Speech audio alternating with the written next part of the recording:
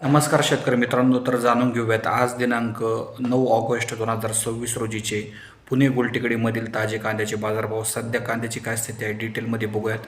सर्वांनी व्हिडिओला लाईक करून घ्या पटपट. चॅनलवर नवीन असेल तर सबस्क्राईब नक्की करा.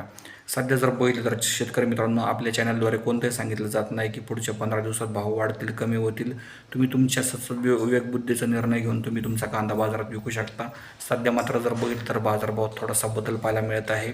आज जर बघितलं तर जे गोल्टी कांद्याला सरासरी 1200 ते 1300 रुपयापर्यंत मार्केट आहे. यानंतर नंबर 2 क्वालिटीच्या कांद्याला जवळपास 1600 ते 1700 रुपयापर्यंत मार्केट आहे.